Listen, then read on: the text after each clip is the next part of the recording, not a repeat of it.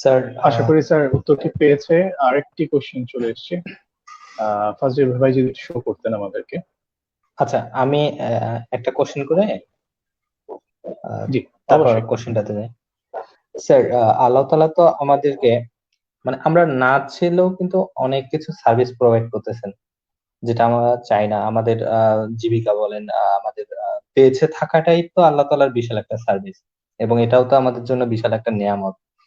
তো আমরা আল্লাহ তাআলার যে নিয়ামত গুলো পাচ্ছি, এবং আমরা যে আল্লাহ তাআলার এই এই যে আমরা সার্ভিস গুলো পাচ্ছি, আমরা শুধু কি আল্লাহ তাআলার কাছে রেকগনাইজ করবো, আল্লাহ তাআলা আপনি আমাকে এটা দিয়েছেন, এটা দিয়েছেন, এর জন্য ধন্যবাদ, আল্লাহ তাআলার নামাজ পড়বো, এতটুকুতেই কি আল্লাহ তাআলাকে খুশি করা সম্ভব? নাকি আমারও কিছু দায়িত্ব আছে যেগুলো পালন করলে আল্লাহ তাআলা খুশি হবেন?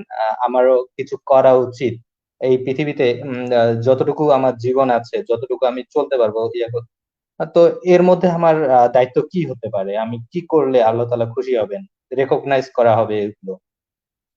ধন্যবাদ স্যার। এই প্রশ্নের মধ্যে আরো কয়েকটা প্রশ্ন খুঁজে পাচ্ছি, তো দেখি উদাহরণ দেওয়া যায় কিনা। একটা হচ্ছে যে আমরা তো বাসায় গিয়ে খাওয়া দাওয়া করি, তো বাসায় যারা আছে রান্না করেছে, হ্যাঁ, তো এখন রান্না খাবারটা খাওয়ার পরে আমার কি করা উচিত? বাসায় যারা আছে ওদের কি কোনো কন্ট্রিবিউশন আছে? মানে আল্লাহ তাআলা একটা রিসোর্সেস দিয়েছেন, ওনাদের মোটিভেশন ছিল, এফর্ট ছিল, তারপরে সাকসেস আল্লাহ তাআলা দিয়েছেন যে খাবারটা তৈরি হয়েছে এবং খাবারটা সামনে, এবং এই পুরা অপরচুনিটি রিসোর্সেস সব আল্লাহ তাআলা দিয়েছেন রান্না করার এবং আমাদের খাবারের ব্যবস্থা করেছে। তো যারা এফর্ট দিছে ওদেরকে কি বলবো যে শুকরিয়া, তুমি যে এফর্টটা দিয়েছো, হ্যাঁ,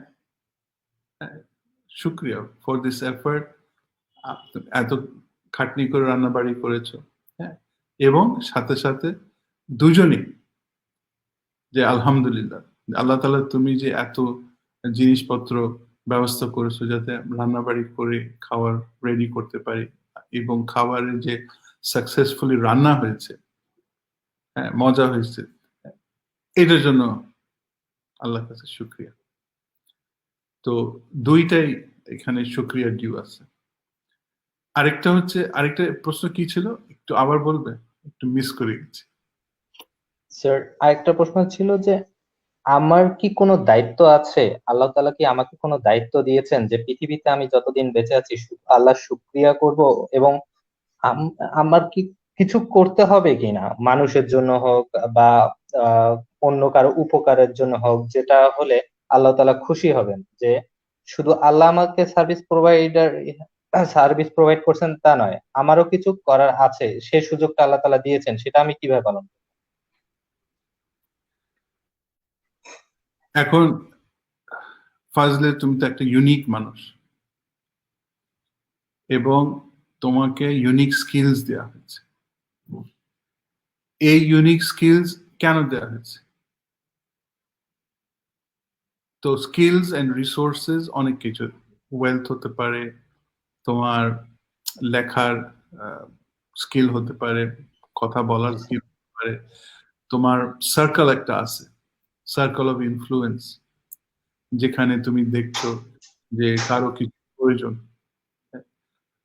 তো ওই যে দেখছো যে কারো কিছু প্রয়োজন, এই অপরচুনিটিটা, এটাও তো আল্লাহ তাআলা সৃষ্টি করেছেন, এবং তুমি যে দেখছো এই অপরচুনিটিটাও আল্লাহ তাআলা সৃষ্টি করেছে। তুমি যে এটা কিছু করতে পারো, এটাও আল্লাহ তাআলা ব্যবস্থা করেছে।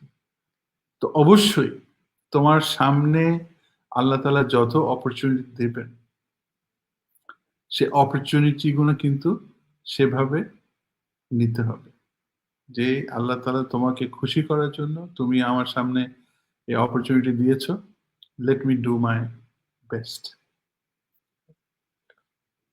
এটা খুব ইম্পর্টেন্ট বোঝা যে আহ, সবারই একটা কন্ট্রিবিউশন আছে। তো এটা এক্সাম্পলটা হয়তো আগে দিয়েছি, আবার দেই। আমরা রিক্সাওয়ালার যে চাকা, রিক্সার যে চাকা দেখেছি না, তো চাকার মধ্যে চাকাটা কিভাবে দাঁড়ায়, অনেকগুলি স্পোক থাকে চারিদিকে, স্পোক থাকে, তাই না? তো একটা স্পোক যদি দুর্বল হয় তাহলে কি হবে?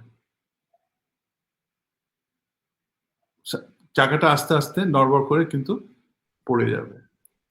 তো এই স্পোক গুলা যদি মানুষ হিসাবে চিন্তা করি, যে এক একটা স্পোক কিন্তু ইকুয়াল, প্রত্যেকটা স্পোক কিন্তু ইকুয়াল, কিন্তু কন্ট্রিবিউট করতেছে ফ্রম আ ডিফারেন্ট অ্যাঙ্গেল।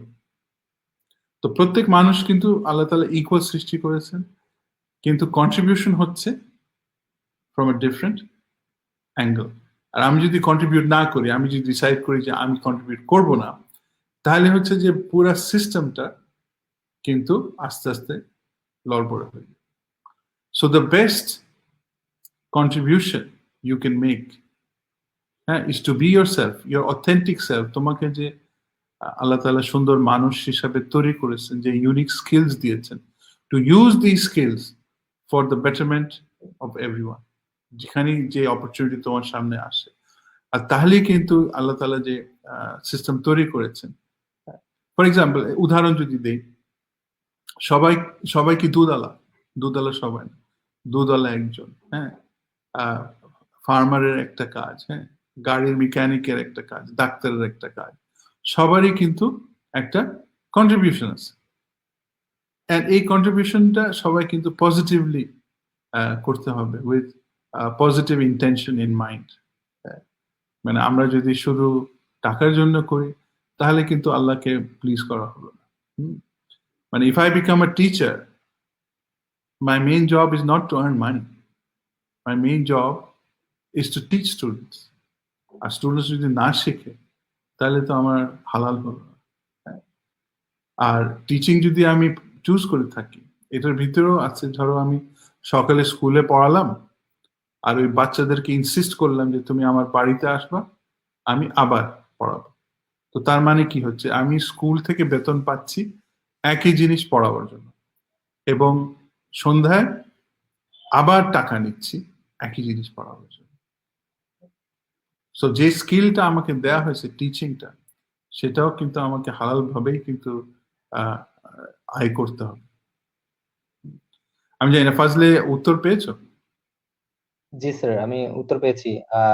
আমি যদি আপনার উদাহরণ বলি, যে আল্লাহ তাআলা যে আপনাকে এত সুন্দর স্কিল দিয়েছেন, এত ভালোভাবে চিন্তা করার স্কিল দিয়েছেন, এবং আলহামদুলিল্লাহ আপনি দা রিভিলেশন বইটা লিখেছেন এবং প্রতিনিয়ত আর্টিকেল লিখছেন। তো আপনি আলহামদুলিল্লাহ আপনি আপনার স্কিলটা ভালোভাবে প্রয়োগ করছেন।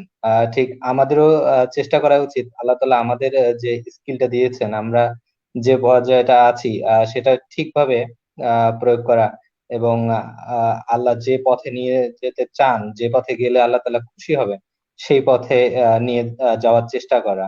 ধন্যবাদ স্যার।